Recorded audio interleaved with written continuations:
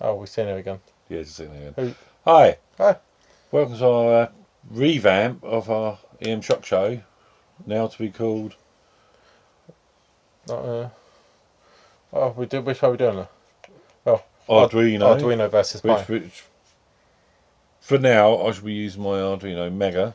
Yeah, and I have a Raspberry Pi 3 Model B, which So it's going to be just means it has a quad-core processor, HDMI, inbuilt Wi-Fi. Yeah. Did yours have inbuilt Wi-Fi? no, but I'm not going to be using this one anyway. But I'm not even the one I'm going to is not going to actually have Wi-Fi. I'm switching over to the was it or Duo or something? Do you want to try read Fine. out his full name? Is this dual name the Dual the one No. we used to take the Mickey out of? No, it's not. Oh, it's just called the Jew now. Yeah, it's just called a Duo. Why don't you the Jew? I don't know. One of the biggest things with Arduinos is how to pronounce it, isn't it? Arduino. I mean, so many people call it something different. I mean, I've just got Arduino. And, do you know what? I don't care if that's right or wrong. Yeah. But anyway, going back to the subject, so we're going to be doing Arduino versus Pi, Yeah. or Raspberry Pi. We've just got Pi because it's quicker, isn't it? Yeah, there is actually a banana Pi as well. Yeah. But obviously I will be changing, but my board hasn't arrived yet. Yeah.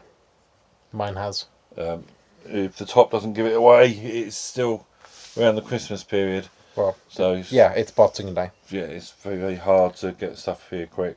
Which I only found out yesterday means I'm not. It doesn't mean I'm allowed to punch people. So There's a big anyway, letdown. what the show's going to be about. Yeah. People have been talking about for quite a while that the Arduino and Pi are two completely different things and can't be compared. So we're So we're going to compare them. Yeah. To which we agree and disagree well, in Yeah, some ways. I will say I am a fan of the Arduinos. Yeah. And I'm definitely not a fan of the Raspberry Pi. And I don't mind the Arduino, and I love the Raspberry Pi because I get to use Python. I mean, the program is different. I mean, it's a C derivative to use on the Arduino. And obviously I'm using Python. And there is a difference in the storage. The storage on this, you program it, link it to like a laptop or computer. You program it in a C derivative, programs onto the chip, and then you can unplug it from the computer, and it's still self-contained. All you need to do is power it. Yeah.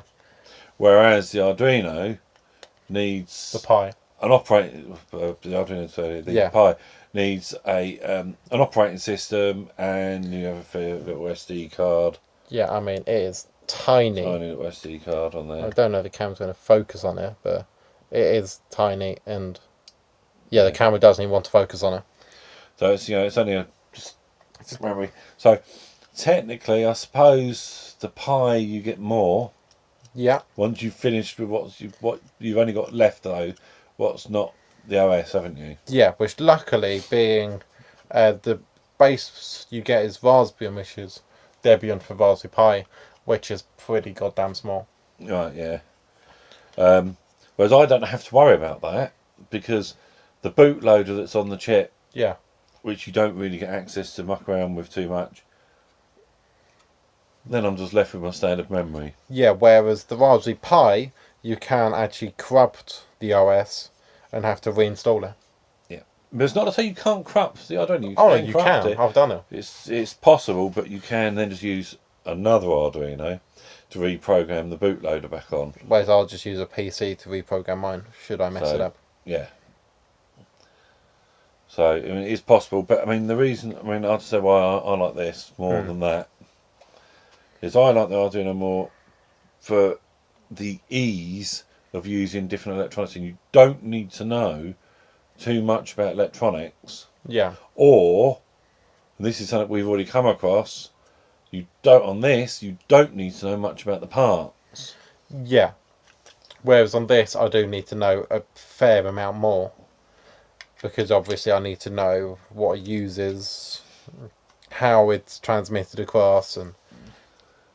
it Whereas was I don't care. encoded in anything. All I need to know is it analog or digital, and then that's it.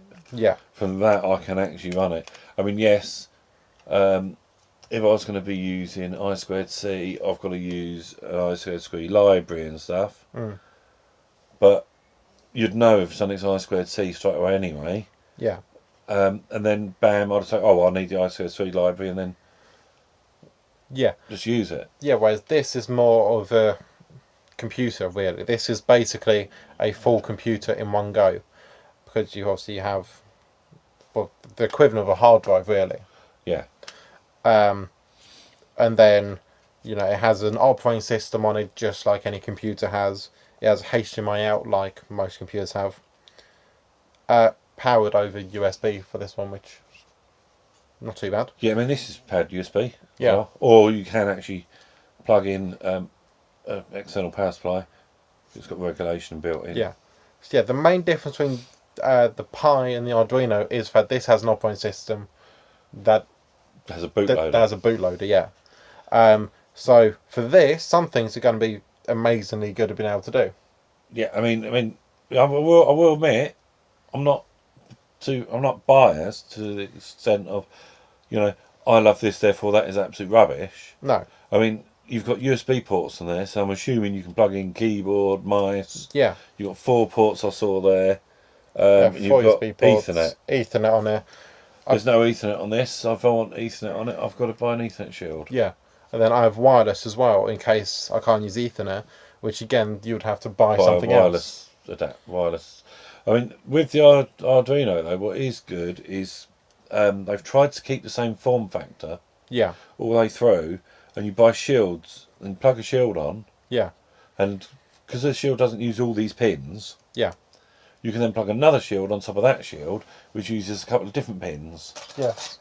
And then another shield on top of that, so you basically just stack it up. Yeah.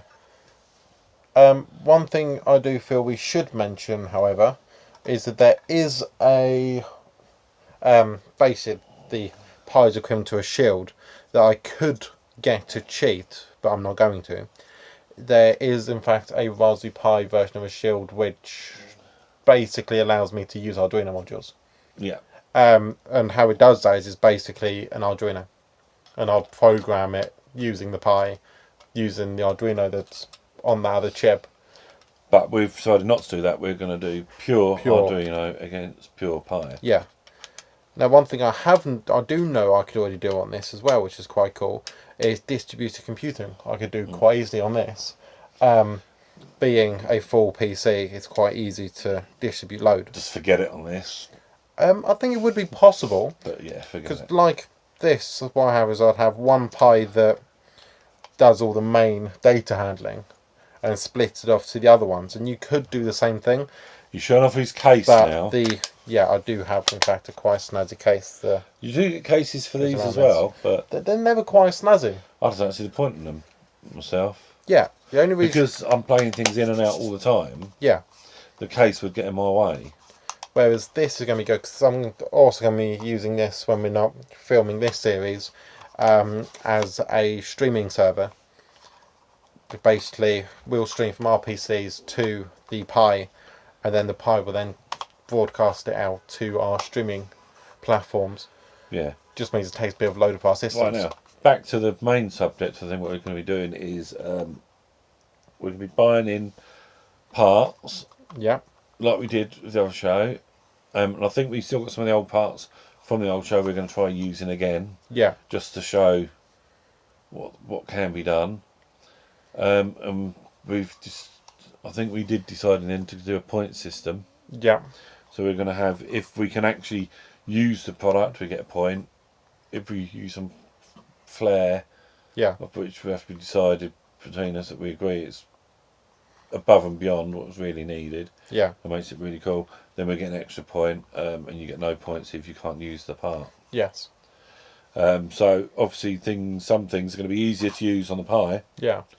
Than they are on the Arduino. Yeah, and obviously we would lose points if the code's too complicated. For example, if to be able to turn an LED on... that'd be a lack of flair. Yeah, if to be able to turn an LED on, I had to use, say, I know it's unrealistic to say I'd use 30 lines of code just to turn an LED on. Whereas I use one. He uses one, then obviously mine is a little bit Yeah, so therefore I'd get bad. the flare point. Yeah. But we have also decided that at the end of each series we run, there will be a live episode, which will be quite interesting one, because we'll be building something using all the parts we've had in our season. And the person with the least points is the one that gets to use... Or has to use all their parts. All their parts. Whereas the other person doesn't have to use them all. Yeah. So by winning, we'd gain the ability to say, "Oh, I don't like that piece. I don't want that piece. That was really difficult to program. Yeah. I'll use these bits, which are easy." And yeah. Obviously, I'm not going to be doing anything really, really ultra flashy. Well, I can't bring up I haven't got HDMI output. Yeah. So I'm not going to bring up a fancy screen and. Although I have seen it done. But it's difficult. It's difficult. Hard. I mean, I'm not going to be doing that. I'm going to be trying to do it. I'm just going to try to make my code as optimal as I can and yes, clean, simple. We will be releasing all the code we write. Yep. And give credit to anyone who writes any of the libraries we need to use. If we need to use a library, it's going to be yes. Even if we change it, we will know where we got the original library from. Yeah. I mean, it's only fair, isn't it? Someone that wrote a library should get credit for writing the library, even if we rip it apart and rewrite it, but it's still using the original person's library in some form, so we've given them credit. And now that we are in fact recording, I have thought of a new idea as well. Yeah. A episodic challenge in terms of at the end of me? A challenged person. At the end of each episode, we could get the viewers to see if they could shorten our code, and if they can, they win a prize, wherever the prize might be. Yes, see, now you've thrown yourself in the deep end. We'll find prizes. The brown stuff. We'll find prizes. We have loads of stuff around. You're not giving away my Commodore 64. Damn it. Or my Spectrum. Or my Z88. Well, no, we'll find something in all seriousness. I have a pencil. Possibly. Even if it's like the module from that episode you win.